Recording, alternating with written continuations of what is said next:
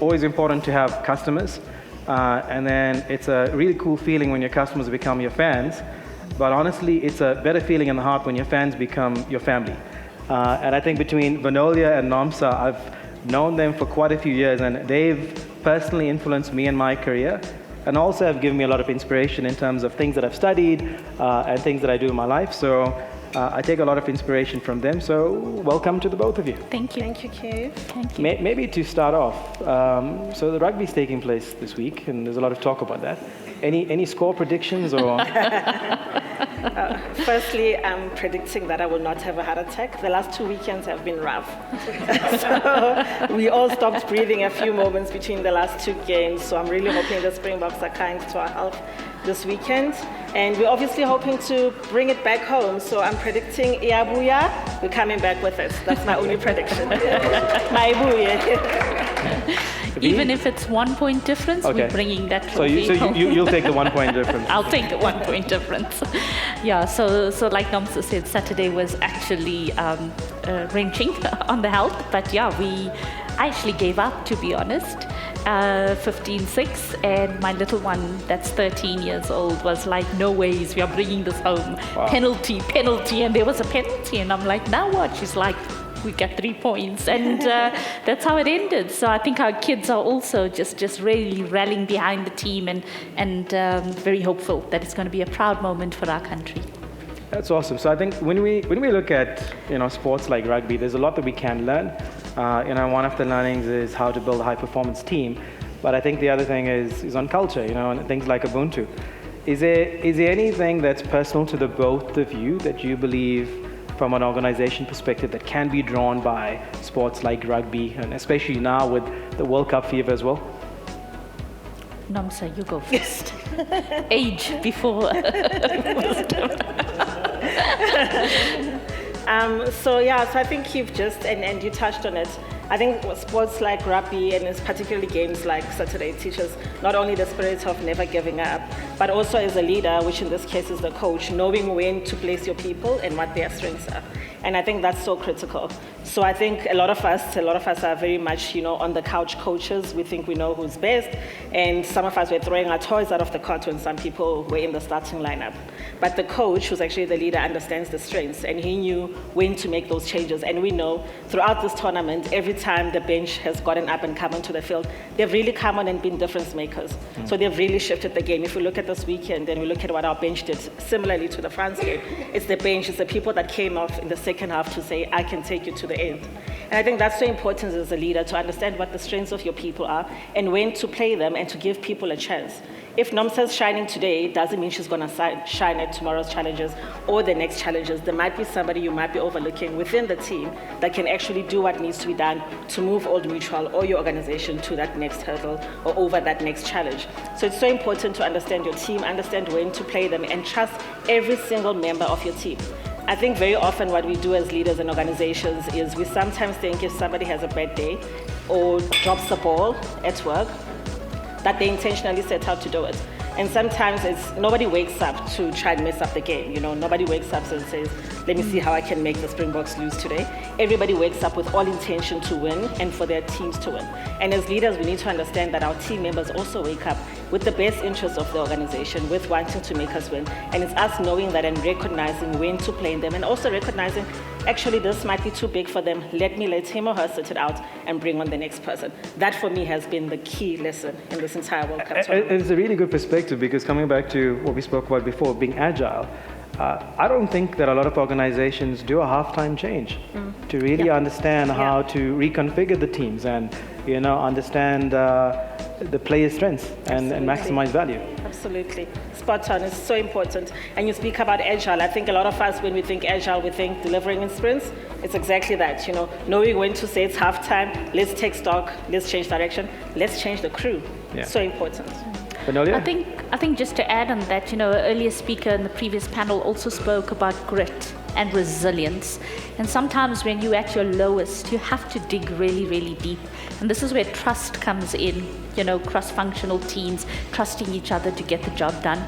But most importantly for me over my career, I've actually also, take a step back and look, do our leaders know when to step back, when to say, my time is up, I got to let go. It's time for young blood. It's time to bring the next thought leadership in. It's time to bring the new energy in. And so, and it's time to actually, we build up people, but it's also to trust them and say, it's your turn now. Take the lead. So I think as leaders, and the future of leadership is to know when your time is up, when you've done your best, when you need to give the next person the opportunity. And that starts right at CEO level. You've got some CEOs that, and please forgive me for the CEOs in the room, but sometimes you go on for years, 5 years, 10 years, 15 years. Sometimes it's to know when to step aside. That's an important point, and I think quite a controversial one, depending on where you are, but I think it's an important one to raise. As we look at the future of work and within both your organizations, how do you think that could be shaped more effectively based on where we are today? Yeah, to your point, the future is here, right? It's not happening. So in the past, you would find that organizations or employers dictated what the work schedule looks like, what the structure looks like, what pay looks like, what your work times look like, and you put it out there and you expected employers or the talent market to respond. So we held the trump card as employers. The market's changed significantly. The talent market is actually dictating what they want.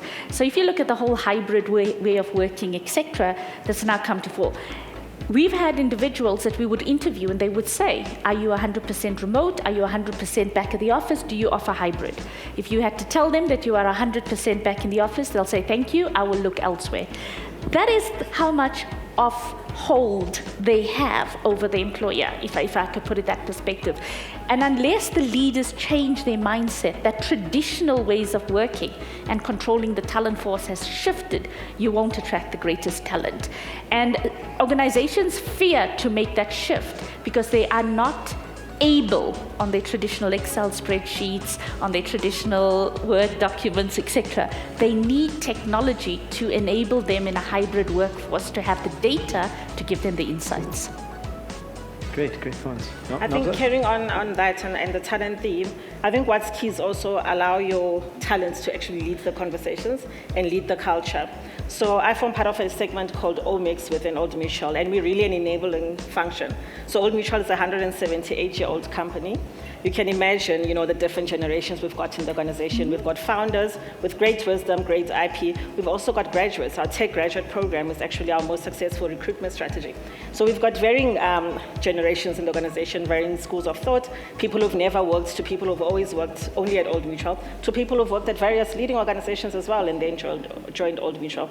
And in order to manage that, yes, absolutely, the technology has helped, having everybody sing the same song and sing from the same hymn book around what we're driving as an organization. Being cloud first, being digitally led has certainly helped because everybody, no matter your age, where you sit, what your views are on the tech, there's only one path to follow, and that is digital first and cloud first. So that's helped, and it's also helped bring everything together. I think a second important thing is we've really let our talent, particularly the young ones in our segment, really lead that agenda around the culture, the things that they'd like to get involved in, the projects that they'd like to do, and their role in the projects. So for example, when we bring in graduates, it's not about what you studied at university, but here's what Old Mutual is working on. Here's our projects. What interests you? What would be your side hustle if you had a choice? Where are your strengths? We know you've studied this. You've seen the opportunity. There's a lot of divisions at Old Mutual. Where are your strengths? And what is the culture that we're trying to build? So we let our young ones in Omics certainly drive that culture. Let us know what type of work they'd like to be involved in. Most importantly, speak up when that work is not working anymore. And I'm very proud to say, a lot of organizations I know run engagement surveys, some short, some long. Ours is more on the long side. However, with very, very great insights, because we are action-driven. So we don't just run the survey for the sake of running the survey. We really take cognizant of what people say in the survey, and leading up to it and after the survey, we actually drive those actions consistently by the employees themselves. And our engagement scores in our segment and in my department, which is an IT department, the last people you'd expect to want to be in front of the people and super engage with people is actually one of the highest. And that's only because the employees really own their agenda, they own their work, they are self-directed, they decide when and how they work. Am I working from the office? Am I working from home? Am I working from 8, or actually I'm going to work from 4 a.m. and be able to leave at 1 so I can do the life that I need to do and I will clock in later? And that's become so important, letting people own their work shifts, letting people own their ways of work and the work that they become involved in really does shift the dial. And I'm happy to say if you stop any of our graduates, whether they're 21, just come out of varsity, they'll tell you the same thing as a person who's been at Old Mutual for 25 years. My blood is green, because they really feel and love what they do for Old Mutual. Wow, it's powerful. Well done to you guys. And I think what's important as well is that you using data to make decisions in real time and decisive ones, and at the same time you playing employees by their strengths. I don't know if Sunil's still here, but a few years ago, Sunil Ganesh and I, my previous organization, we went to Palo Alto for a tour, and I think we spent a day at Facebook, and we were just blown away by how employees are driven by output and not input. Yeah, and it was a shock to my system. This was a few years ago, just to understand that. So I've known the both of you, again, for quite some time, and the both of you have actually worked together in the past for an organization as well, or one or two. But maybe a bit of background in terms of how your role has evolved in both your organizations and the impact you feel that you're making to your organizations as well. Yeah, I think just to also leverage off Nomsa's point around data. So, traditionally you would actually, as an HR team, decide for what employees need. You think for them. They need this, they need that, let's design this solution, etc. And then you wonder, why do they not take up these initiatives, etc.? And and one of the biggest shifts for me was actually the data and the insights to respond to what your workforce is actually looking for, rather than thinking for them. I'll give you a typical example, and we talk about the gig work, etc. So we use our technology to capture all the skills that our employees have. I'll use myself as a typical example. While I might leave the people function, I come from a strong IT software background. Now there's a huge implementation. Do I then volunteer my skills, go in for a gig into that implementation and give insights, and then come back into my role? But without the organization knowing the insights in terms of the skill sets it has, it can't tap on into the individual's strengths. That also leads to retention. People get bored. They want different things. They want to cross-function. And we've also run some initiatives where we actually had projects, and through our learning and development programs had action learning projects where you get thrown into a totally different business unit and solve a real-time problem. And we talk about retaining skills, giving people the opportunity, and on-the-site learning and on-the-job learning has become the number one thing.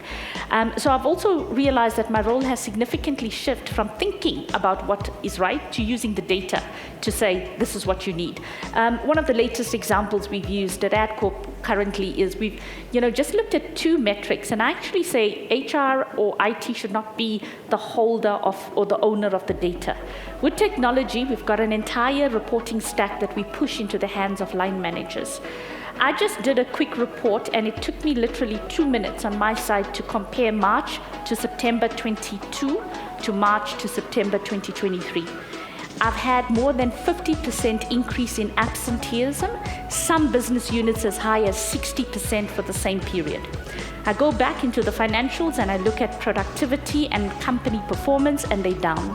I sit with my managing director and we say, let's find a correlation. You have high absenteeism. With the absence of that data, we wouldn't be able to actually solve the root cause. And the root cause, there were the 3 business units that were exceptionally high in absenteeism, and it correlated to business performance. And there were different root causes. One was a line manager and the inability of people to work with that line manager. So they're just constantly ill. The second one was actually, very quickly was actually super lean, what I call anorexic teams, wow, where the teams are working 130 to 150% of their time, and they actually just can't cope. And then the third issue was when we actually had real stress issues of financial stress that teams have. And we put solutions in place for all of them to address the root cause. Wow. And that's the power of data, right? Absolutely. That's the power of data. And I think in terms of back to your question around how the role has shifted, I think, so I'm in technology, so technology leadership, and I started my career in the human capital tech space. And I think if I look at a few years ago when I started in the space, it was really around finding the best technology and implementing it. So we're all focused on how do we move from paper to digital? How do we implement fast? How do we become the first corporate to launch e-learning back then, let alone, big systems such as Workday? Whereas today, we've got the best of breed technology. There's a lot of technology out there. And the nice part is the technology vendors are playing nicely together. So I sit in my portfolio, being able to, it's a real big plus, especially with the portfolio I manage, to have vendors not try and compete with each other, but really help us reach the organization's objectives, which is really powerful to see. And it also helps that, a few years ago, cloud was a myth and nobody understood it. Now everybody is embracing that cloud first, which makes it easier to merge your technology. So my role in the, leadership as well as tech leadership space has shifted from focusing on the next shiniest, biggest tool and how do we implement it, really to adoption and the difference that the tool makes. And I urge everybody to keep that in mind. So, there's great tools and they do amazing things, give you amazing data, but without being adopted, it's a wasted tool, it's a white elephant. I've seen it. I think we have this myth that white elephant systems and projects only happen in government. Guys, they happen in corporates. And they are very expensive mistakes to make. So my role has now, as a technology leader, is more around the adoption of the tool. How are people utilizing the tool? Is it solving the right problems? Because sometimes we buy it because this is what is sold and we think it's the problem, but we haven't diagnosed the problem. So do we have the right tools? Are they solving the right problems? But most importantly, are employees embracing and using it to reach the company's objectives? And that's really the focus now. Adoption, engagement, turning around whatever role is in your organization, using the technology to turn around what you do into good results on the bottom line. And that's really an important shift to make as leaders, I think, in whatever sphere we're sitting. And I think that just results in more projects being successful by understanding the business pain points, the tangible, measurable value a solution can provide, and focusing on adoption always leads to better results. Absolutely. I think we've only got less than 3 minutes left. I have one last question for you. So obviously AI, machine learning, ChatGPT, what, all these buzzwords exist in the market. What are your thoughts? Vanoli, I'm going to start with you because we did a podcast with Business Day, I think it was 2 months ago, and you coined something that stuck with me, that we need to run with the machines. So has your perspective changed in 2 months? I think the biggest mind shift is that technology will never replace humans. The previous panel spoke about creativity and having the ability to be creative. And, if you look at skill sets, creativity becomes one, and problem solving and complex thinking becomes, one of the biggest skills that we as humans need. So machines will never replace us. They'll augment us. They'll help us do things better. They'll help us ease off the, routine roles to enable us to do the more thinking, higher order thinking, challenging processes. And I think what we need to, and I still maintain, as humans, we need to embrace the change and run alongside the machines, or rather let them run alongside us. It will enable us to be able to become more effective and efficient, but also then use our skills for what's pertinent and important for now. Awesome, powerful. Building onto that, I think what's important is it's machine learning, right? Which means the machine is learning. And who is it learning from? The humans. Mm-hmm. Once again, let's move away from this whole thing that it's here to replace us. Everybody knows if you are already playing around with the AI tools and machine learning, it's only as good as the data that gets fed into it. It's also learning, and we have been on this earth longer than AI has been. So guys, you actually have a lot going for you, more than that bot that you have installed on your laptop. So let's help it to learn, and that's how they're going to become useful. Goes back again to the point of adoption. If you don't feed the machine, if it's not learning from people using the tool, it's not going to be useful. The second thing is, and I'm sure a lot of you in the room have heard about co-pilots, which is also using AI. And there's a reason why it's called co-pilot and not autopilot, right? It's there to help you in the tasks that you need to do. It needs you to partner with it and be co-partners in this ecosystem to get it to do it. So I encourage you and encourage your teams as well to realize that the power of the human being and the machine together is actually phenomenal. No one can replace the other. These things are co-pilots. They're meant to work with us in the work, pilot together the plane, not autopilot. So we have to absolutely embrace them, adopt them, but work with the machines to make them smarter and actually solve our problems faster than we can ever want to. But it's only if we are co-piloting with them. So that becomes very important. And I think lastly, what's very important is also just educating ourselves around some of the risks around this technology. So there are risks with any new new shiny thing, with anything that's fast to get to the market, as we've seen when ChatGPT came, there were serious risks which weren't considered. So just also educate yourself as a leader so that you can better educate your teams around some of the risks and responsible use of tools like this so that you protect your organizations. And you protect yourselves and actually your kids at home as well who are using this technology. So it's so important to become responsible adopters of the new technology as well.